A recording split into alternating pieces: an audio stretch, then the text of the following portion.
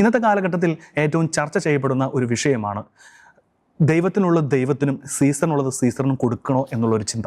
സഭയ്ക്കുള്ളതും ദൈവത്തിനുള്ളതും അതുപോലെ തന്നെ സഭയുടെ നിലനിൽപ്പിനും വേണ്ടത് കൊടുക്കുക, 10% കൊടുക്കുക എന്നുള്ളൊരു പാരമ്പര്യം ചരിത്ര പുരാതന കാലം തന്നെ യഹൂദരുടെ ഇടയിലും പിന്നീട് നമ്മുടെ ക്രൈസ്തവരുടെ ഇടയിലും നിലനിൽക്കുന്ന ആചാരങ്ങളിൽ ഒന്നാണ്.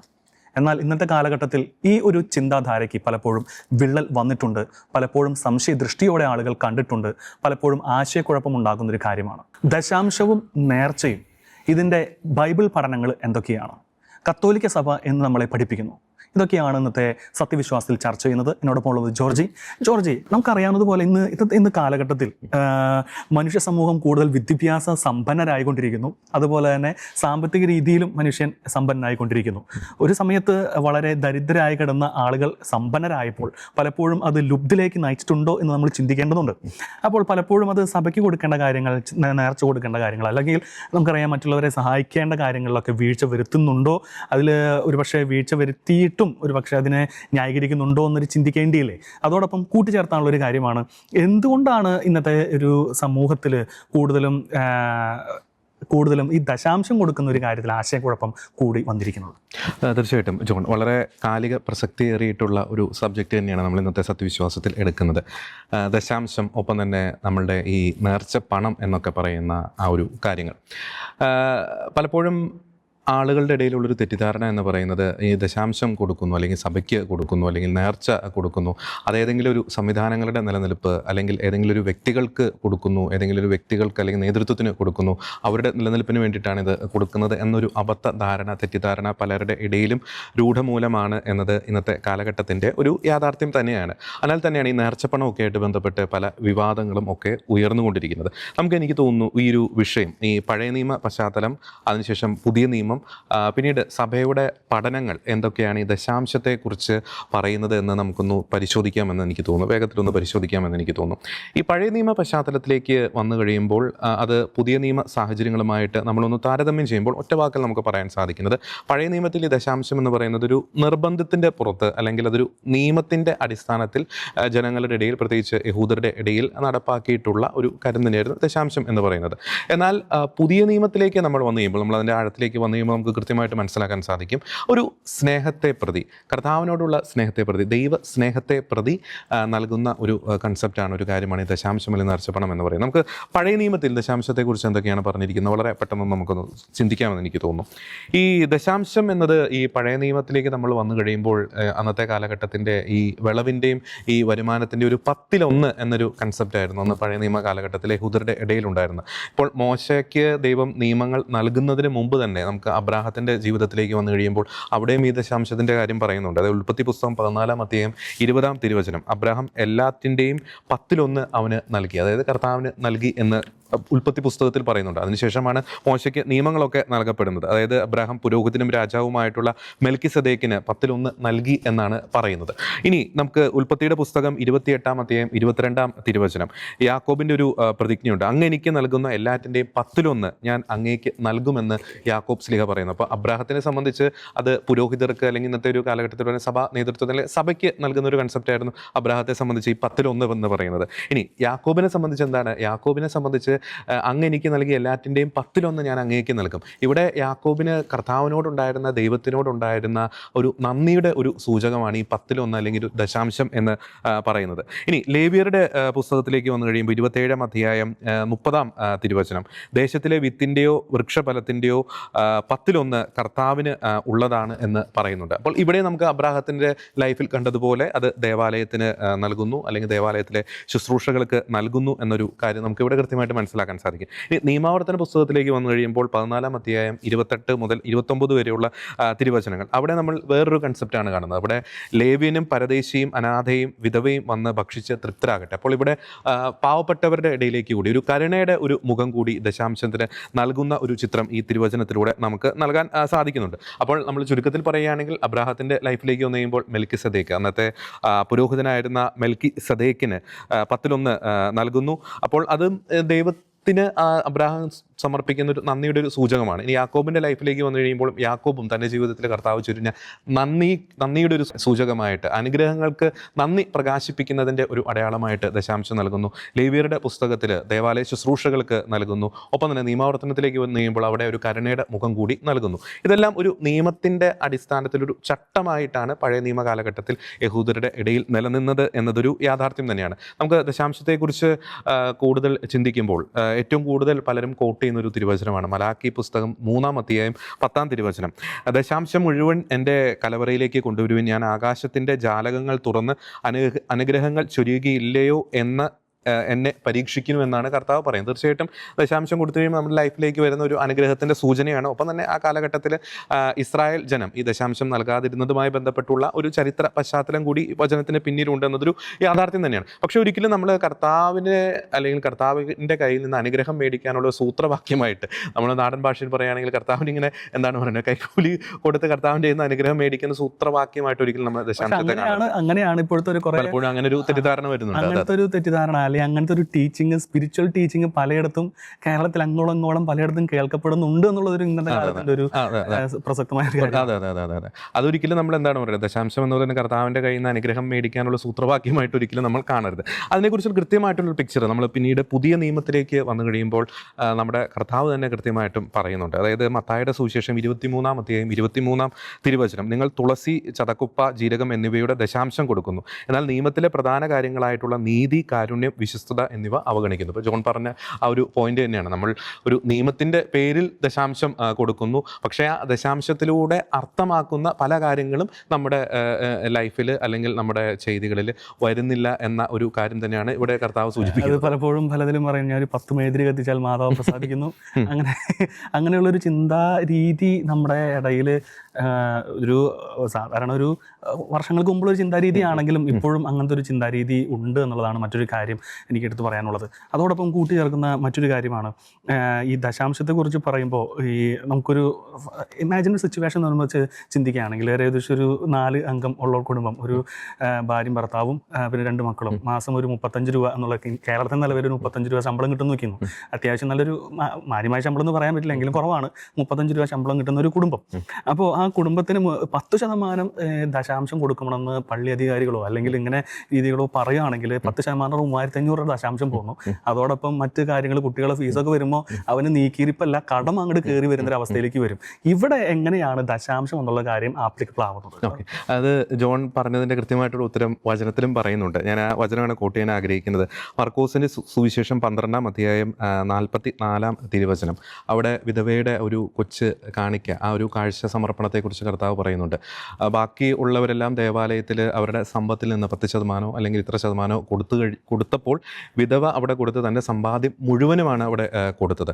അപ്പോൾ അവിടെ നേരത്തെ വലിയ വലിയ സമ്പന്നർ കൊടുത്തതിനേക്കാൾ കർത്താവ് പ്രസാദിച്ചത്, അല്ലെങ്കിൽ കർത്താവിന് ഇഷ്ടപ്പെട്ടത് ആ വിധവയുടെ ആ ഒരു കൊച്ചു കാണിക്കയായിരുന്നു എന്നൊരു കാര്യം അവിടെ യാഥാർത്ഥ്യമാണ്. നമുക്കറിപ്പോൾ ജോൺ പറഞ്ഞതുപോലെ ഇപ്പോൾ സാമ്പത്തികമായിട്ട് ബുദ്ധിമുട്ട് അനുഭവിക്കുന്നവരുണ്ട്, സാമ്പത്തികമായിട്ട് പ്രതിസന്ധി അനുഭവിക്കുന്നവരുണ്ട്. നമ്മൾ ഈ ദശാംശത്തെക്കുറിച്ച് ചിന്തിക്കുമ്പോൾ നമ്മൾ കൂടുതൽ മനസ്സിലാക്കേണ്ട ഒരു കാര്യമുണ്ട്. അത് നമ്മൾ കൂടുതൽ ഒരു ദൈവാശ്രയത്വത്തിൻ്റെ ഒരു അടയാളം കൂടിയാണിത്. ഇപ്പോൾ നേരത്തെ ജോൺ പറഞ്ഞു, എനിക്കിപ്പോൾ ഇത്ര സാലറി ഉണ്ട്, അല്ലെങ്കിൽ എന്താ പറയുക 10 രൂപ സാലറി കിട്ടുന്നു, ഞാൻ ദശാംശം കൊടുക്കണോ? അപ്പോൾ നമുക്ക് അവിടെ ഒരു കൺഫ്യൂഷൻ വരുന്നത് എങ്ങനെയാണ്, നമ്മുടെ ആശ്രയത്വം പലപ്പോഴും നമ്മുടെ സാലറിയിലേക്കാണ് പോകുന്നത്. പക്ഷെ നമ്മൾ ദശാംശം കൊടുക്കുമ്പോൾ അത് ഇത്ര ശതമാനം, നമുക്കറിയാം നമ്മുടെ ഹൃദയത്തിൽ നിന്ന് പ്രേരിപ്പിക്കുന്നതനുസരിച്ച്. ഇപ്പം പരിശുദ്ധ ബൈബിളിൽ പഴയ നിയമത്തിൽ 10% പറയുന്നത്. ഇപ്പോൾ നമുക്ക് പുതിയ നിയമത്തിൻ്റെ ഒരു കൺസെപ്റ്റിലേക്ക്, അപ്പസ്തോല പ്രവർത്തനങ്ങളിലേക്കൊക്കെ വന്നു കഴിയുമ്പോൾ പഴയ നിയമത്തെക്കാളും കൂടുതൽ എന്താണ് പറയുന്നത്, ഒരു വെല്ലുവിളി ഏറിയ ഒരു കൺസെപ്റ്റ് തന്നെയാണ് ഈ അപ്പസ്തോല പ്രവർത്തനങ്ങളിൽ പറയുന്നത്. വിശ്വാസികളെല്ലാവരും ഒരുമിച്ചായിരുന്നു, അവർ തങ്ങൾക്കുണ്ടായിരുന്നതെല്ലാം പൊതുവായി പങ്കുവച്ചു എന്നാണ് പറയുന്നത്. അപ്പോൾ 10%-ത്തേക്കാൾ കൂടുതലൊരു വെല്ലുവിളിയാണ് അവിടെ വരുന്നത്. അപ്പോൾ നേരത്തെ ജോൺ പറഞ്ഞതിൻ്റെ ഉത്തരം ഇതാണ്. അതായത് നമ്മൾ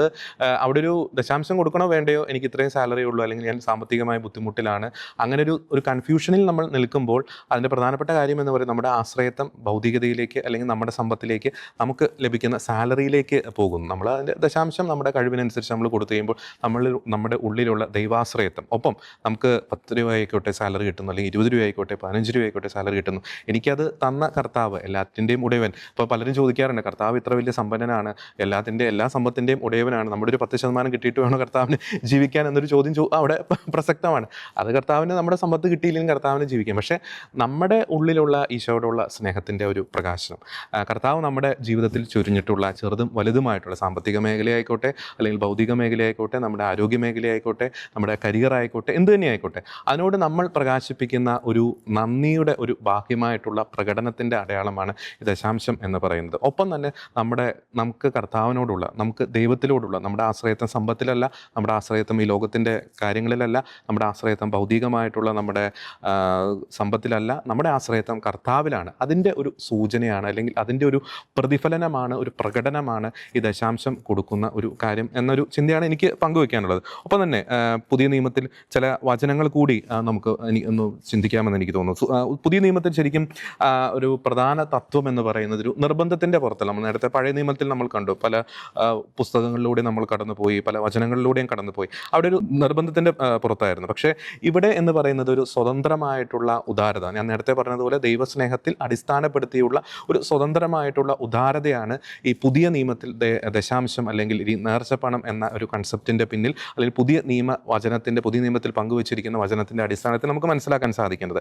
2 കൊരിന്തോസ് 9-7 തിരുവചനം, സന്തോഷത്തോടെ കൊടുക്കുന്നവനെ ദൈവം സ്നേഹിക്കുന്നു. അപ്പോൾ നമ്മൾ എങ്ങനെയാണ് കാഴ്ച എന്ന് പറയുന്നതും സന്തോഷത്തോടെ കൊടുക്കണം. അല്ലാണ്ട് ഓക്കെ എനിക്ക് ഇത്ര സാലറി ഉണ്ട് 10% കൊടുക്കണമല്ലോ എന്ന് ഓർത്ത് വേണ്ടാക്കി നമ്മൾ എന്താണ് ഒരു എച്ചിലിട്ട് കൊടുക്കണമല്ലോ കർത്താവ്, അതല്ല ശരിക്കും പറഞ്ഞാൽ. എനിക്ക് തോന്നുന്നത് ഇന്നത്തെ ഒരു കാലഘട്ടത്തില് മുമ്പ് നേരത്തെ പറഞ്ഞ പോലെ എല്ലാവരും അല്ല, പല ആത്മീയ നേതാക്കളും എന്ന പേരിൽ അറിയപ്പെടുന്ന പലരും തെറ്റായ രീതിയിൽ, ഒരു ഭയം ജനിപ്പിക്കുന്ന രീതിയിലൊക്കെ ഒരു പഠനം പുറത്തേക്ക് വിടുന്നുണ്ട്. പ്രത്യേകിച്ച് അവർ പഠിപ്പിക്കുന്നത് ഇങ്ങനെയാണ്, 10% കൊടുത്തില്ലെങ്കിൽ നിങ്ങൾക്ക് ദുരിതം ഉണ്ടാവും. അതിൻ്റെ ഫലമായിട്ട് തന്നെയാണ് പലരും, എനിക്ക് തോന്നുന്നു ക്രൈസ്തവ കുടുംബങ്ങൾ, സമ്പന്നരായിക്കോട്ടെ ദരിദ്രരായിക്കോട്ടെ, എനിക്ക് തോന്നുന്നു ദരിദ്രരാണ് കൂടുതലും ഈ ദശാംശം കൊടുക്കുന്നു തോന്നുന്നു, സമ്പന്നൻ കൊടുക്കുന്നുണ്ട് അവർക്ക് പോലെ. അപ്പോൾ പലരും ഈ ഒരു ദശാംശം എന്നുള്ള കാര്യത്തിൽ വിമുഖത കാണിക്കുന്നത് ഒരു പക്ഷേ ഇതുപോലെയുള്ള റോങ് ടീച്ചിങ്സിൻ്റെ കാരണമായിട്ടുണ്ടോ എന്ന് നമുക്ക് ചിന്തിക്കേണ്ടി വരില്ലേ? ഓക്കെ, അതിനകത്ത് ജോൺ, അതായത് നമ്മളിപ്പോൾ ഏത് ആത്മീയ ചിന്ത ആയിക്കോട്ടെ, ഇപ്പോൾ ദശാംശം ആയിക്കോട്ടെ അല്ലെങ്കിൽ മറ്റേതെങ്കിലും സ്പിരിച്വൽ തോട്ട്സ് ആയിക്കോട്ടെ, ഒരിക്കലും ഭയത്തിൻ്റെ പുറത്ത് അല്ലെങ്കിൽ ഒരു നിർബന്ധത്തിൻ്റെ പുറത്ത് നമ്മൾ ഒരു കാര്യം ചെയ്ത് കഴിഞ്ഞാൽ, ഇപ്പോൾ നമ്മൾ പാപം ചെയ്യരുത്, പാപം ചെയ്ത് കഴിഞ്ഞാൽ ശിക്ഷിക്കപ്പെടും അല്ലെങ്കിൽ നരകത്തിൽ പോകേണ്ടി വരും എന്ന ഒരു ഭയത്തിൽ നിന്ന് നമ്മൾ പാപം ചെയ്യാതിരിക്കുന്നതും, എൻ്റെ കർത്താവിനോടുള്ള സ്നേഹത്തെ പ്രതി, എനിക്ക് വേണ്ടി മരിച്ച, പാടുപീടുകൾ സഹിച്ച് മരിച്ച എൻ്റെ കർത്താവിനോടുള്ള സ്നേഹത്തെ പ്രതി ഞാൻ പാപം ചെയ്യാതിരിക്കുന്നതും, അവിടെ രണ്ടാണ്. ഇപ്പോൾ ദശാംശത്തിൻ്റെ കാര്യത്തിലേക്ക് വരുമ്പോൾ തന്നെ ആ ഒരു കൺസെപ്റ്റ് തന്നെയാണ് നമുക്ക് അവിടെ പറയാനുള്ളത്. ഞാനത് കൊടുക്കുന്നത് ഒരു നിർബന്ധത്തിൻ്റെ പുറത്താകരുത്, അല്ലെങ്കിൽ ഈ പറയുന്നത് പോലെ ദശാംശം കൊടുത്തില്ലെങ്കിൽ എന്തെങ്കിലും അനർത്ഥങ്ങൾ വരുമോ എന്ന് ചോദിച്ചു കഴിഞ്ഞാൽ ചിലപ്പോൾ നമ്മൾ തന്നെ ഒരുപക്ഷെ നമ്മുടെ ലൈഫിലേക്ക് ദൈവാശ്രയത്വം ചിലപ്പോൾ കുറയാനുള്ള ഒരു സാധ്യതയുണ്ട്. ഞാൻ നേരത്തെ പറഞ്ഞ ആ ഒരു പോയിന്റിലേക്ക് തന്നെയാണ് ജോൺ വരുന്നത്. അതിൻ്റെ ഒരു കുറച്ചുകൂടി ആഴത്തിലുള്ളൊരു സ്പിരിച്വൽ തോട്ടാണ്. അതായത് നമ്മളിപ്പോൾ ദശാംശം കൊടുക്കുന്നില്ല, അതായത് നമ്മുടെ പൂർണ്ണമായി പയ്യെ നമ്മുടെ ഒരു സമ്പത്ത്, നമ്മുടെ ഒരു വിഗ്രഹം ഒരുപക്ഷെ നമ്മുടെ സമ്പത്തായി മാറുന്നു, നമ്മുടെ സാലറിയായി മാറുന്നു, നമുക്ക് ലഭിച്ച വീടായി മാറുന്നു, അല്ലെങ്കിൽ നമ്മുടെ ആരോഗ്യമായി മാറുന്നു. നമുക്കറിയാം നമ്മൾ കൊടുക്കുമ്പോഴാണല്ലോ, അതായത് കൊടുത്തു കഴിഞ്ഞിട്ടുണ്ടെങ്കിൽ കൊടുത്തു കഴിയുമ്പോൾ നമുക്ക് കൊടുക്കുന്ന കാര്യത്തിലുള്ള നമ്മുടെ ഒരു ആശ്രയത്വം നഷ്ടപ്പെടുമെന്ന് എനിക്ക് തോന്നുന്നു. നമ്മുടെ ആരോഗ്യം കർത്താവിന് വേണ്ടി, നമ്മൾ ഈ ദശാംശം എന്ന് പറയുമ്പോൾ അതിനകത്ത് സമ്പത്ത് മാത്രമല്ല, അതിനകത്ത് നമ്മുടെ ആരോഗ്യമുണ്ട്, സമയമുണ്ട്. അപ്പോൾ ഞാനത് എൻ്റെ നമുക്കറിയാം, നമ്മൾ പല ക്ലാസ്സുകളിലൊക്കെ കേട്ടിട്ടുള്ളത്, ഇപ്പം ഒരു കുട്ടി ഇങ്ങനെ ഒരു മരത്തിൻ്റെ മുകളിൽ കയറുന്നു, അവസാനം ഒരു കൊമ്പിൻ്റെ ഇങ്ങനെ അവിടെ നിൽക്കുന്നു, താഴത്തേക്ക് ഇറങ്ങി വരാൻ നിവൃത്തിയില്ല. അപ്പം കുട്ടി കർത്താവിനെ വിളിക്കുന്നുണ്ട്. അപ്പോൾ കർത്താവ് വരുന്നു. കർത്താവ് പറഞ്ഞു, നീ ആ കൊമ്പിൽ നിന്ന് അങ്ങ് കൈ വിട്ടോ, ഞാൻ താഴെ നിന്നെ താങ്ങി നിർത്തിക്കോളാം എന്ന് കർത്താവ് പറയുന്നുണ്ട്. പക്ഷെ ആ കുട്ടിക്ക് ആ കൊമ്പിൽ നിന്ന് കൈ വിടാൻ അങ്ങനെ പറ്റുന്നില്ല. കൈവിടാത്ത എന്തുകൊണ്ടാണ്? ഒരു പേടിയാണ്. കർത്താവിനോട് പൂർണ്ണമായിട്ടുള്ള ആശ്രയത്വം അവിടെ നഷ്ടപ്പെടുന്നു. നമ്മൾ പലപ്പോഴും നമ്മുടെ ഈ സമ്പത്താകുന്ന കൊമ്പിന്മേൽ, നമ്മുടെ ആരോഗ്യമാകുന്ന കൊമ്പിന്മേൽ, അല്ലെങ്കിൽ നമ്മുടെ സമയമാകുന്ന കൊമ്പിൽ നമ്മളിങ്ങനെ കൈ ഉടക്കി നിൽക്കുന്നു. നമ്മളതൊന്ന് കൊടുത്തു നോക്കിക്കേ. അത് ദരിദ്രർക്കാകാം, അല്ലെങ്കിൽ സുവിശേഷ പ്രവർത്തനങ്ങൾക്കാകാം, മിഷൻ വേലകൾക്കാകാം, ദേവാലയത്തിനാകാം, സഭയുടെ ശുശ്രൂഷകൾക്കാകാം. അന്ന് കൊടുത്തു നോക്കിക്കേ. നമ്മുടെ ആ കൊമ്പിൽ നമ്മൾ പിടിച്ചിരിക്കുന്ന കൈ അങ്ങ് വിട്ട് കഴിയുമ്പോൾ കർത്താവ് നമ്മെ താങ്ങിക്കോളും. ആ ആശ്രയത്വ ബോധം നഷ്ടപ്പെടുമ്പോൾ പലപ്പോഴും പല അപകടങ്ങളിലേക്ക് നമ്മൾ അറിഞ്ഞോ അറിയാതോ ചെന്നെത്താനുള്ള ഒരു സാധ്യതയുണ്ട്. അതുകൊണ്ടാണ് പലപ്പോഴും നേരത്തെ ജോൺ സൂചിപ്പിച്ചതുപോലെ പലരും അതിൻ്റെ ഒരു അതിലൂടെ സംഭവിക്കാവുന്ന ചില അപകടാവസ്ഥയെക്കുറിച്ച് സഭയെക്കുറിച്ച് പലപ്പോഴും പലരും പങ്കുവെക്കുന്നത്. പക്ഷേ അങ്ങനെ പറയുമ്പോൾ പോലും ഒരു ഭയം ജനിപ്പിക്കുന്ന, ഒരു ഭയത്തിൻ്റെ പുറത്ത് ഒരിക്കലും നമ്മൾ ഈ കാര്യം ചെയ്യരുത് എന്നൊരു ഒരു ചിന്തയാണ് പങ്കുവെക്കാനുള്ളത്. ഇപ്പം പല ഒരു തെറ്റിദ്ധാരണ എന്ന് പറയുന്നത്, ഇപ്പോൾ നമ്മൾ സഭയ്ക്ക് കൊടുക്കുന്നു, അല്ലെങ്കിൽ നമ്മൾ ഇടവകയ്ക്ക് കൊടുക്കുന്നു, അല്ലെങ്കിൽ എന്താണ് പറയുന്നത്, സഭയുടെ ശുശ്രൂഷകൾക്ക് കൊടുക്കുന്നു.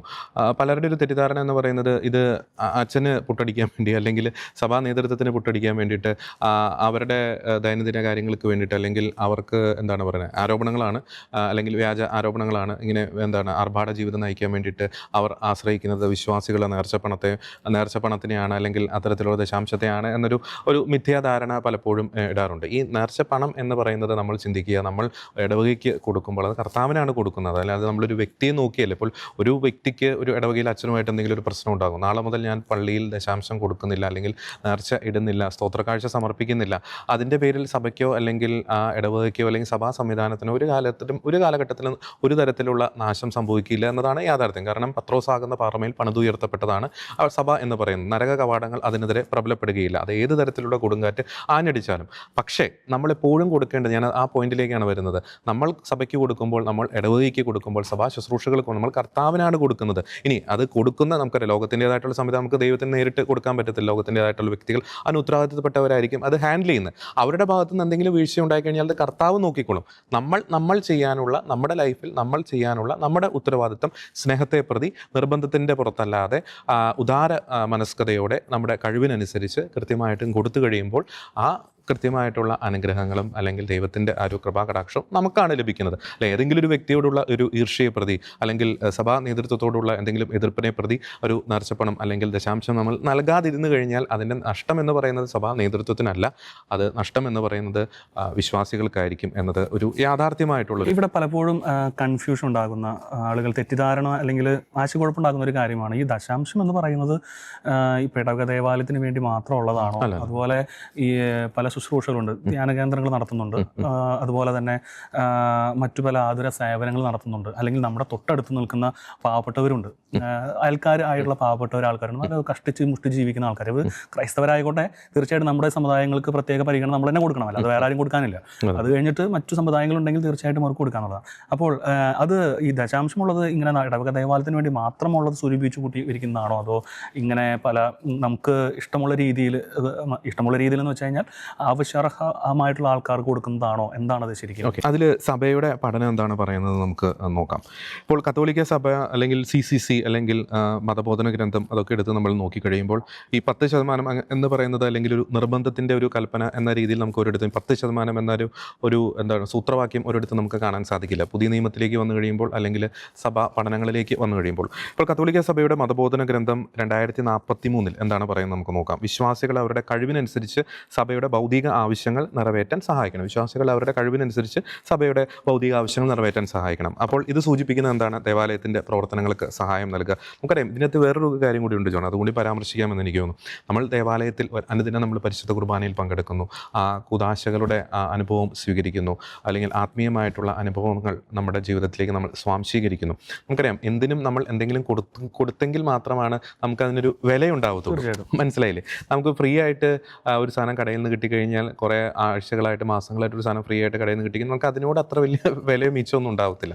മനസ്സിലായി? നമ്മളതിൻ്റെ വേറൊരു ആംഗിളാണ്, ഞാൻ ഈ ആംഗിൾ മാത്രം അതിനെ കാണണമെന്നല്ല ഞാൻ ഉദ്ദേശിക്കുന്നത്. നമ്മൾ ദേവാലയത്തിൽ അനുദിനം നമ്മൾ പരിശുദ്ധ കുർബാനയിൽ അല്ലെങ്കിൽ ഞായറാഴ്ചകൾ പരിശുദ്ധ കുർബാനയിൽ പങ്കെടുക്കുന്നു, നമുക്ക് അവിടെ നിന്നും ആത്മീയ പോഷണം ലഭിക്കുന്നു. അതിൻ്റെ ഒരു വിലയുടെ സൂചകമായിട്ടാണല്ലോ നമ്മുടെ ഒരു ദശാംശം. അതിൻ്റെ ഒരു വൺ ഓഫ് ദി ആംഗിൾ മാത്രമാണ് അത് പറയുന്നത്. പല ആംഗിൾ നമ്മൾ നേരത്തെ ചർച്ച ചെയ്ത് കഴിഞ്ഞു. ആ ഒരു ആംഗിളിൽ കൂടി നമ്മളിതിനെ കാണണമെന്ന് എനിക്ക്. നമുക്ക് സഭയുടെ പഠനങ്ങളിലേക്ക് ഒരിക്കൽ കൂടി വരാം. 2043 പറയുന്നു, വിശ്വാസികൾ അവരുടെ കഴിവിനനുസരിച്ച് സഭയുടെ ഭൗതിക ആവശ്യങ്ങൾ നിറവേറ്റാൻ സഹായിക്കണം. അത് ഈ പറയുന്നത് പോലെ ദേവാലയത്തിൻ്റെ പ്രവർത്തനങ്ങൾക്ക് സഹായം നൽകുക, വൈദികരുടെയും ശുശ്രൂഷകരുടെയും ന്യായമായിട്ടുള്ള പരിപാലനം ഉറപ്പാക്കുക. നമുക്കറിയാം, വൈദികരും ഈ പറയുന്ന ശുശ്രൂഷകരും ഒക്കെ നമുക്കറിയാം, നമ്മുടെ വൈദികരായിക്കോട്ടെ, നമ്മുടെ ഇടവക ദേവാലയത്തിലെ കപ്പ്യാരായിക്കോട്ടെ, ഇടവകയിൽ ദേവാലയത്തിൽ ശുശ്രൂഷ ചെയ്യുന്നവരായിക്കോട്ടെ, നമുക്കറിയാം അവർക്ക് ആത്മീയമായി നമ്മളെ സഹായിക്കുന്നവരാണ്, ആത്മീയമായി നമ്മുടെ ഉന്നതിയിലേക്ക് നയിക്കുന്നവരാണ് കുദാശകൾ പരിക്രമം ചെയ്യുന്ന വൈദികർ. ബാക്കി ഈ പറയുന്ന കപ്പ്യാരും ദേവാലയ ശുശ്രൂഷകർ ദേവാലയത്തിൽ ശുശ്രൂഷ ചെയ്യുന്നു. അപ്പോൾ അവരുടെ ഒരു ഒരു ന്യായമായിട്ടുള്ള ഭൗതിക പരിപാലനത്തിൻ്റെ ഉത്തരവാദിത്തം തീർച്ചയായിട്ടും വിശ്വാസികൾക്കാണ്. ഒപ്പം അതിൽ തന്നെ പറയുന്ന ഒരു കാര്യം, കാരുണ്യ പ്രവർത്തനങ്ങളെ സഹായിക്കുക, രൂപതയുടെയും ഇടവകയുടെയും പൊതു ശുശ്രൂഷകളിൽ പങ്കാളികളാകുക എന്നതൊക്കെ ഈ മതബോധന ഗ്രന്ഥം 2043 ഒരു ആപ്തവാക്യം തന്നെയാണ്. ഇനി കാനൻ നിയമം 222 അതിൽ പറയുന്ന ഒരു കാര്യമുണ്ട്. വിശ്വാസികൾ സഭയുടെ ആവശ്യങ്ങൾക്കായി സഹായം നൽകേണ്ട ഒരു ബാധ്യതയുണ്ടെന്ന് കാനൻ നിയമത്തിൽ പറയുന്നുണ്ട്. അതും ഇതിൻ്റെ ഒരു കാര്യം തന്നെയാണ്. ദൈവാരാധന, സുവിശേഷ പ്രഘോഷണം, അപ്പസ്തോലിക കാരുണ്യ പ്രവർത്തനങ്ങൾ, ശുശ്രൂഷകരുടെ പരിപാലനം, ഇതൊക്കെ ഇതിൻ്റെ അകത്ത് ഉൾപ്പെടുന്നുണ്ട്. ഇനി വിശുദ്ധ കുർബാനയിലെ കാഴ്ച സമർപ്പണം, അത് മതബോധന ഗ്രന്ഥം 1353 കൃത്യമായിട്ടും പറയും. ആദിമസഭ മുതൽ ക്രൈസ്തവർ അപ്പവും വീഞ്ഞും കൂടാതെ ആവശ്യക്കാരെ സഹായിക്കുന്നതിനുള്ള ദാനങ്ങളും പരിശുദ്ധ കുർബാനയിൽ കൊണ്ടുവന്നിരുന്നുവെന്ന് 1353 പറയുന്നുണ്ട്. അതും ഈ പറയുന്നത് പോലെ സഭാ കുടുംബത്തിൻ്റെ ഒരു ഉത്തരവാദിത്വത്തിൽ നമ്മുടെ ഒരു പങ്കുചേരലിൻ്റെ ഒരു അടയാളം തന്നെയാണ് ഈ പറയുന്ന കാഴ്ച സമർപ്പണം എന്നൊക്കെ പറയുന്നത്. ഇനി നമുക്ക് മറ്റൊരു കാര്യം കൂടി പറയാം. മതബോധന ഗ്രന്ഥം 447 നേരത്തെ ജോൺ സൂചിപ്പിച്ചതുപോലെ അതിൽ കൃത്യമായി പറയുന്നുണ്ട്. കാരുണ്യത്തിൻ്റെ ഒരു കാര്യം കൂടി പറയുന്നുണ്ട്.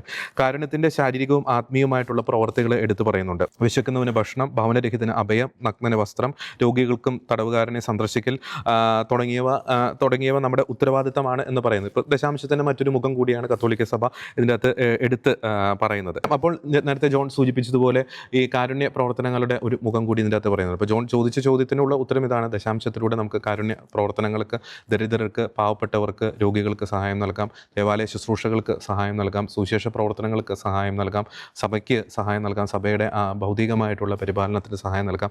ഓക്കെ, നമ്മൾ ദശാംശം കൊടുക്കുന്ന, ഞാൻ വീണ്ടും ആവർത്തിക്കുകയാണ്, നമ്മൾ കൊടുക്കുന്ന വ്യക്തികൾ അത് മാനുഷികമായിട്ട് ഈ ലോകത്തിൻ്റെ സംവിധാനം അനുസരിച്ചുള്ളവർക്കാണ് നമ്മൾ കൊടുക്കുന്നത്. അവരെങ്ങനെ ഹാൻഡിൽ ചെയ്യുന്നു എന്നത് അത് ദൈവം നോക്കിക്കോളും. അവിടെ എന്തെങ്കിലും തരത്തിലുള്ള വീഴ്ചകൾ സംഭവിക്കുന്നുണ്ടെങ്കിൽ അത് ദൈവം അവരോട് ചോദിച്ചോളും. നമുക്ക് കൊടുക്കാനുള്ള ഉത്തരവാദിത്തം നമ്മൾ തീർച്ചയായിട്ടും കൊടുക്കുക. നമ്മൾ വീണ്ടും പറയും, നമ്മൾ നേർച്ചപ്പണം കൊടുക്കുന്നത്, ദശാംശം കൊടുക്കുന്നത് അത് വ്യക്തികൾക്കല്ല, അത് കർത്താവിൻ്റെ ശുശ്രൂഷയ്ക്കാണ്, കർത്താവിനോടുള്ള നമ്മുടെ സ്നേഹത്തെ പ്രതിയാണ്, അല്ലെങ്കിൽ അച്ഛനോടുള്ള, അല്ലെങ്കിൽ നമ്മുടെ ഇടവക വൈദികനോടുള്ള ഒരു സ്നേഹം, അതിൻ്റെ ഒരു എലമെൻറ്റ് മാത്രമാണ്. അത് മാത്രമായിരിക്കരുത് അതിൻ്റെ ഒരു അടിസ്ഥാനം. പൂർണ്ണമായിട്ടും അതിൻ്റെ ഒരു അടിസ്ഥാനം എന്നൊരു കാര്യം കൂടി അവിടെ കൃത്യമായിട്ടും പറയാൻ ഞാൻ ആഗ്രഹിക്കുകയാണ്. അപ്പോൾ തീർച്ചയായിട്ടും എനിക്ക് തോന്നുന്നു ഈ ദശാംശത്തെ കുറിച്ചുള്ള ചില കൺസെപ്റ്റുകൾ, അല്ലെങ്കിൽ ഈ പറയുന്ന ഒരു പഴയ നിയമത്തിൻ്റെ അടിസ്ഥാനത്തിൽ, പുതിയ നിയമത്തിൻ്റെ അടിസ്ഥാനത്തിൽ, കത്തോലിക്ക സഭയുടെ പഠനങ്ങളുടെ ഒരു അടിസ്ഥാനത്തിൽ ചർച്ച ചെയ്തതെന്ന് എനിക്ക് തോന്നുന്നു. അതിൻ്റെ ഒരു ആപ്തവാക്യമായിട്ട് നമുക്ക് പറയാൻ സാധിക്കുന്നത് സ്നേഹത്തെ പ്രതി ആയിരിക്കണം, നിർബന്ധത്തെ പ്രതി ഒരിക്കലും ആയിരിക്കരുത്.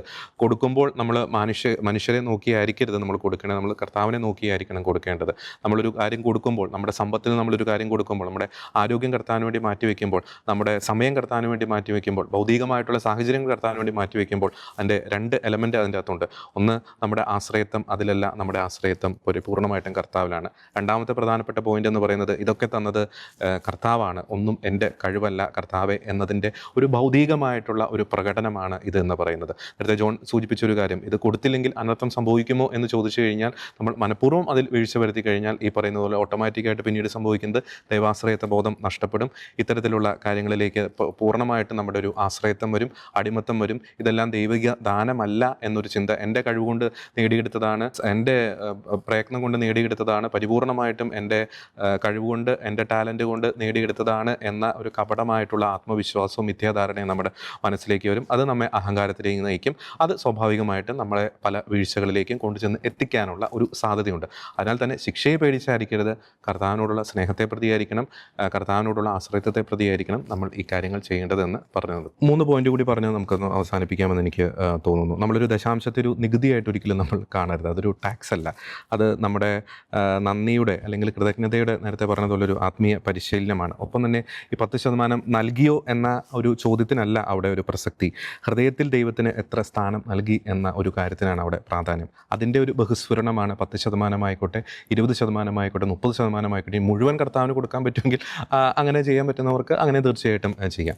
അതാണ് അതിൻ്റെ ഒരു പ്രധാനപ്പെട്ട ഒരു കാര്യം എന്ന് പറയുന്നത്. നമ്മൾ നേരത്തെ പറഞ്ഞതുപോലെ കാഴ്ച സമർപ്പണം അല്ലെങ്കിൽ ദശാംശം നേർച്ചപ്പണം അത് ദൈവത്തെ സമ്പന്നനാക്കുന്നില്ല. അത് നമ്മുടെ ഹൃദയത്തെ സ്വാർത്ഥതയിൽ നിന്നും അമിതമായിട്ടുള്ള ഭൗതികതയോടുള്ള ആശ്രയത്വത്തിൽ നിന്നും നമ്മുടെ ഹൃദയത്തെ മോചിപ്പിക്കുന്നു എന്നതാണ് പ്രധാനപ്പെട്ട ഒരു കാര്യം എന്ന് പറയുന്നത്. ഒപ്പം തന്നെ സഭയെ സഹായിക്കാത്ത അല്ലെങ്കിൽ സഭാ ശുശ്രൂഷകളെ സഹായിക്കാത്ത ഒരു വിശ്വാസ ജീവിതവും, ഒപ്പം തന്നെ ദരിദ്രനെയും പാവപ്പെട്ടവനെയും അല്ലെങ്കിൽ പ്രതിസന്ധി കഷ്ടത അനുഭവിക്കുന്നതിനെയും സഹായിക്കാത്ത ഒരു ഭക്തിയും അപൂർണമാണ് എന്നൊരു കാര്യം കൂടി പറയാൻ ആഗ്രഹിക്കുകയാണ്. അപ്പോൾ തീർച്ചയായിട്ടും നമുക്കറിയാം, ക്രൈസ്തവ ഉദാരതയുടെ ഒരു പരിധി എന്ന് പറയുന്നത് അത് 10% എന്ന ഒരു ബോർഡറിൽ ഒതുങ്ങി നിൽക്കുന്നില്ല. സ്നേഹം ആവശ്യപ്പെടുകയാണെങ്കിൽ 10%-ൻ്റെ വേലിക്കെട്ടുകൾ തകർത്ത് അതിൻ്റെ അപ്പുറത്തേക്കും പോകാനുള്ള ഒരു ഉത്തരവാദിത്തം തീർച്ചയായിട്ടും ഓരോ ക്രൈസ്തവനും ഉണ്ട് എന്നതാണ് ഒരു യാഥാർത്ഥ്യം.